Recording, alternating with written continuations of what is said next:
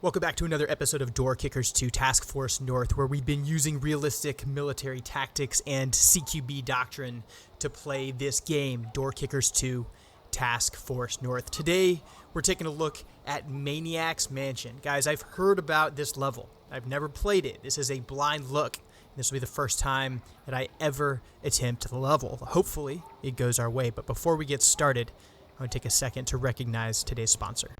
As a content creator, you guys know that I work hard to bring you excellent content on a consistent basis. It also means that I need to pay the bills, but that doesn't mean that I'll accept a sponsorship from just anybody. That's why today I am excited to welcome Surfshark to the channel. These days, online privacy is more important than ever. The best way to achieve that is by using a VPN you can trust. Surfshark is exactly that, and it comes at an absolutely incredible value. With Surfshark, you've got a very easy to use interface. It's perfect for anybody who cares about having privacy online, and it's also perfect for world travelers like me. So no matter where I go in the world, I can use Surfshark to protect my privacy online, continue to access all of my important accounts, be safer on public Wi-Fi, and reach my favorite entertainment platforms like Netflix or Hulu. If you'd like to try out Surfshark for free for 3 months, there is a link to that offer below. You can also use the code CONTROLLED, which will give you an 83% discount and 3 additional free months of Surfshark. That link is also in the description below. Now let's check our corners. We're going to start today, as we always do, by taking a look at the environment and understanding our mission and how we think the enemy is going to fight, and then using that information to inform our plan rather than doing it the other way, as is frequently the case. First things first, what is the mission? It's a hostage rescue. We don't know how many hostages are in this level, but we do know that hostages are present. And because we know they're present, that means our rules of engagement need to change to make sure that we are protecting the mission. We can't come in here throwing hand grenades and shooting 40 Mike HE all over the place. We need to make sure that we safeguard the mission by not accidentally killing the hostage. Now that we understand our ROE, let's take a look at the level itself and see how this terrain and these buildings are arrayed, so we can take an idea or try to guess where a hostage might be located and how the enemy might be securing that hostage. I'm seeing a very large structure. It has a certain symmetry to it. I'm also noticing how many living spaces there are, how many cars are outside, and just the overall kind of vibe here. And what I see is 1, 2, 3, 4, 5 vehicles, which means occupants of 5 vehicles could potentially be inside. What I also see is a guest house, and plenty of indications that the people here are wealthy, which means they can also be well armed and possess the means to defense. The guest house, I am seeing 1, 2, 3 bunks. I'll be honest with you, if I'm securing a hostage, I'm probably not going to keep that hostage in my Gucci VIP kind of spot. Instead, I think what I would do is I'd probably keep them out in a guest house under guard. So my first inclination is to prioritize the clearance of that guest house. And I think that as long as it's tactically feasible, we might do that. Some other considerations here: there's windows everywhere. Most of these windows have curtains. Those curtains or drapes does not mean I'm safe, but it does mean I'm reasonably concealed until those drapes get ripped off. I do have open windows of note right here. I've got open windows here. So I do have open windows on every side, and those are open, so that's important to note. But most of the windows are draped. Next thing is we kind of look in here. I don't see any overt weapons signatures, and I don't see any locked doors as I scan around, because if you have a hostage, right, they'd usually be behind a locked door. That is, unless you are standing next to them. If you are standing next to a hostage and you have a gun pointed at them, there's no reason to lock a door, because that gun is the lock. So now, based off there being no locked doors and performing this cursory analysis of this spot, I'm now thinking that our hostage is in imminent danger. That also means if we're compromised at any point, that hostage could be put at risk and executed on the spot. So those are all the things that I'm thinking about. We already said I want to clear this building first. If I don't find the hostage in there, then I'll clear this building. The only place to exfil the hostage is here, so I am going to start at least some element of my assault force here, because that allows me to secure the exfil off the bat, so I'm not trying to sprint from up here across the map to an exfil that I haven't cleared yet. So I'm going to start some guys down here. And I think my, like we always do, we want to create some sort of L to secure the environment so that once we have a good L established, we're able to secure the long axes and then perform our clearance. In this case, kind of the L that I'm thinking, and this is kind of tough, man.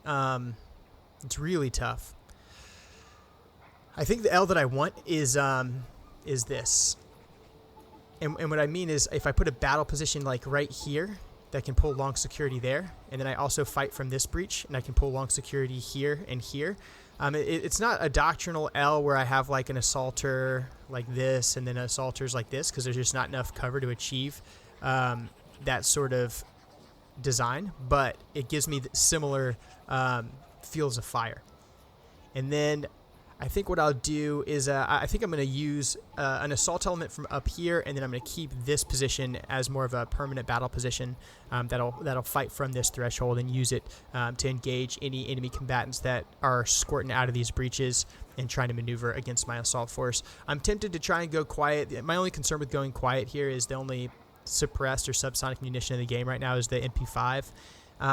And 9mm at these long ranges is going to be damn near useless. So I think what I'll do is I'll take loud guns, but I'll try to stay as quiet as I can by restricting their ability to fire until I authorize engagements.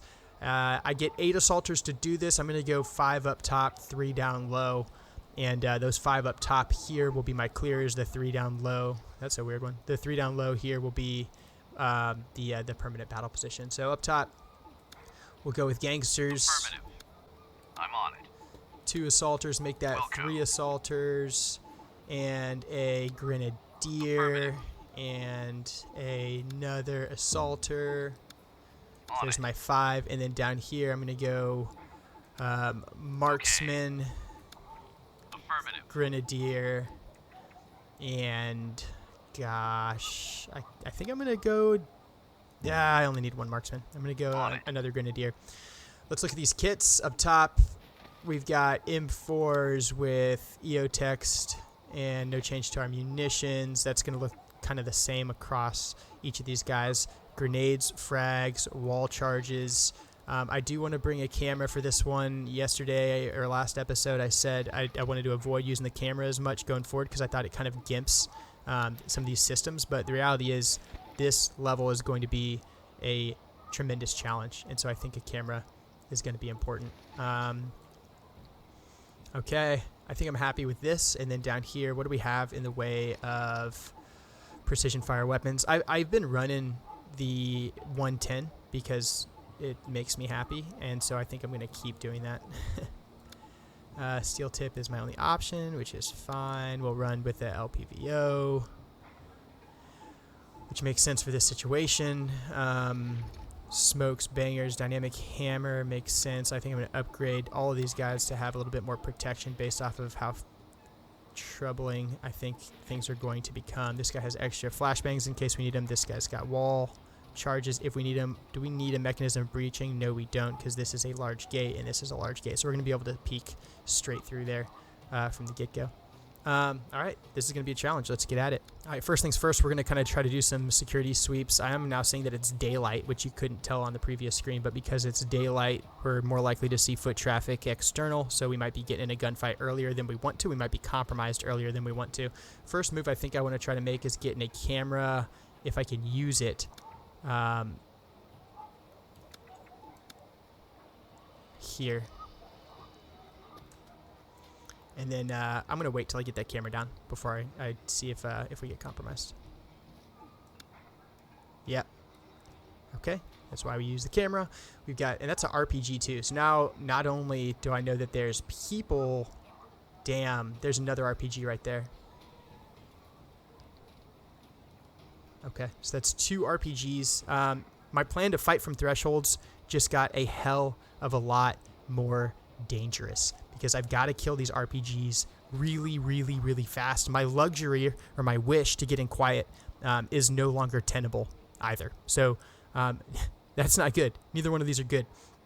Next move, I think what we're going to do, we'll pie out this way. I'm going to have this DMR pulling long right here on these windows. And then I think what we'll do is come over here and I gotta find a way to get I've got to find a way to get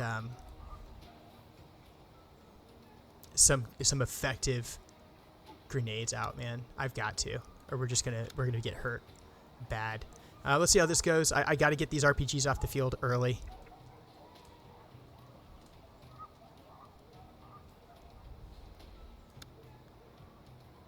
I'm slowly pieing this, and as I pie it, I'm watching this situation continue to deteriorate even more. I've got another shoulder fired right here. I've got a grunt insurgent right here. I've got another bad guy right there. I'm going to have to bring this guy this way. I think we're going to need all sorts of luck to survive this, or have any chance of surviving this.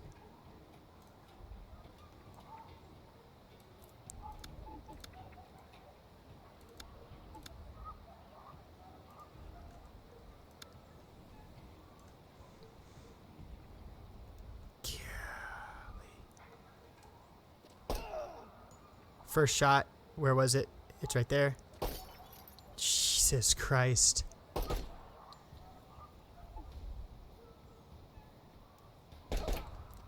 Suicide bomber right here. He's got to go fast. My marksman's got to get that suicide bomber.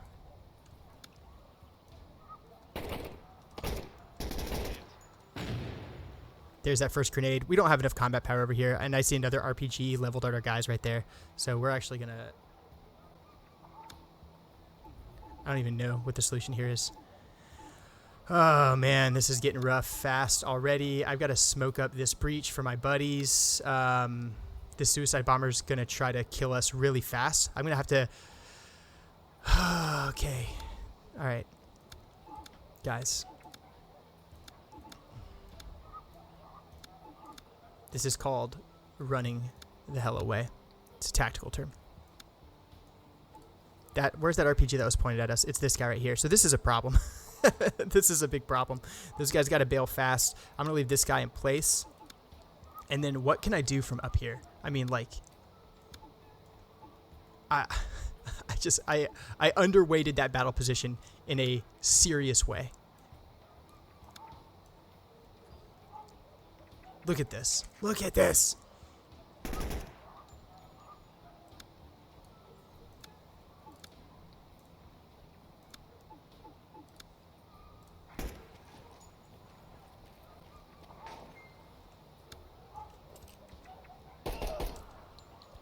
All right, so I've given up the threshold a little bit. We're fighting for our lives. We got that first suicide bomber down. We know there's another RPG over here. We know there's bad guys over here. All we can do right now is just fight, thin the herd, you know, and the reason we're falling back is to generate standoff. So I'm worried about that S-Vest because it has a big area of effect. So I need to get space and then kill him from further away than he's able to kill me. Right now, I'm sort of okay with my situation. How the hell?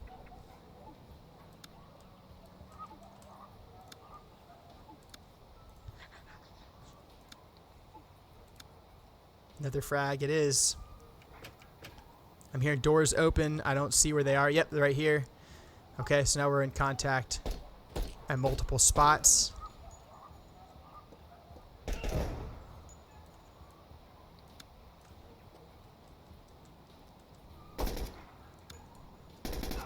We've lost one assaulter. Somehow we have insurgents that can survive so many grenades.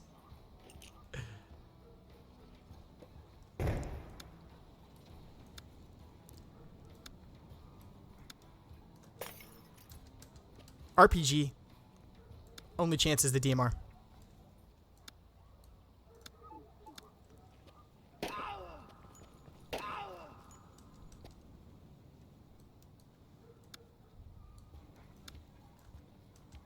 We're just pieing now with the RPG. I'm going to give him his buddy back.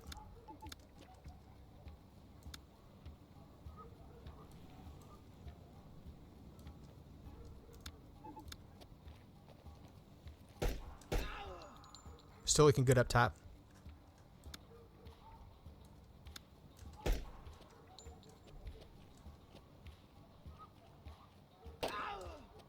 DMR still doing really good work. I'm now putting that DMR into cross coverage with that Grenadier. I'm super pissed about this, by the way.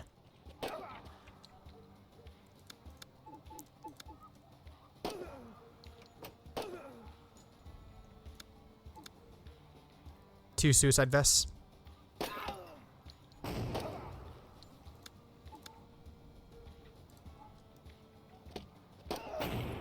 Come on.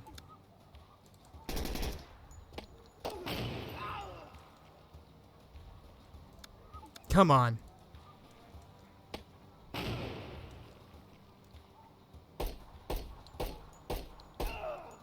to say goodbye. And we're compromised. The executioner wins his day. Damn. This one's going to take a couple iterations, guys. What I think I'm going to do is I just talked you through my my game plan. I think I'm going to run this a couple times. I'll let you know how many attempts it was. And then I'll show you the final replay so that I can actually explain, you know, what went down and my thinking going into it. This plan going in wasn't bad. I think this is, I mean, it's an extreme rescue. It is what it is. I'm a little bit disappointed, I think, that the hostage is in there. Like, that's like, not only is this place just littered with bad guys, but then they put the hostage inside. So, good night, sweet prince. This is tough, guys. This is really tough. Okay, let's try this again, man. All right, boys. So I one-starred this thing on the second attempt. I lost 1 hostage, which I guess is the reason for the 1 star. But I really like the plan that I went with, and I think it's worth watching and talking about a little bit. So the overall plan stayed the same, and I took this position down here, and I actually plussed it up with 1 additional DMR, and then I reduced my assault force up here to 4 total. And the idea here was to use these guys once again to fight from these thresholds and establish an L like this, and then really secure this corridor so that I could ultimately secure a hostage that I now know to be located in there, and then get that hostage out to the exfil site. So the plan was kind of the same, but I knew there was a bigger sense of urgency, and I knew to be looking for executioners that would be triggered should we be detected. Up here, the plan kind of looked the same. I didn't mirror or use the wand this time, and instead I just did my initial security sweeps, and then I went dynamic. And the plan was to breach here and then kind of do a hasty but selective clearance, avoiding some of this distraction kind of stuff, and prioritize going dynamic straight to where we now know that hostage to be located, secure this room, and then get the hostage and get him out. So I'm going to go ahead and play this. I may say a few things, you know, while we're going through it. Really cool replay. There's a lot of stuff going on here. So yeah, you may have to play it back a couple times and really take it all in. Pretty cool. Check it out.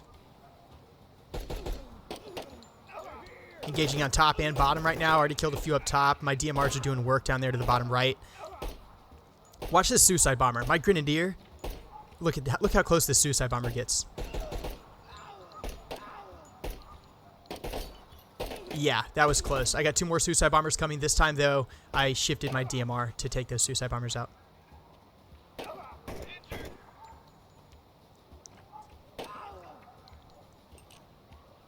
Fragging that 1 veteran insurgent right there. Up top, I'm picking the lock, you can see.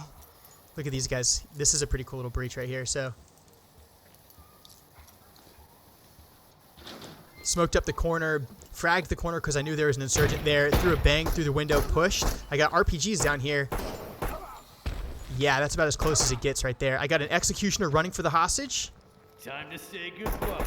I sprinted and chased. 1 hostage did get executed.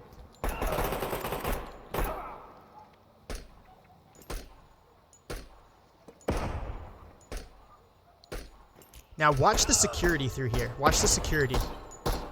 Watch how we cover angles. And then once we realize where the hostage is, we've got rear security. We're pulling wingman both high and low to prevent the guy rescuing the hostage from being exposed to angles. Hostage secured. Thank you. And then once we have that hostage, Alpha, go. did a lot of pieing out here. And then I'm actually preparing this environment to receive our hostage. We've got some windows over here by the guest house. We don't want to mess with those, so we smoke them up.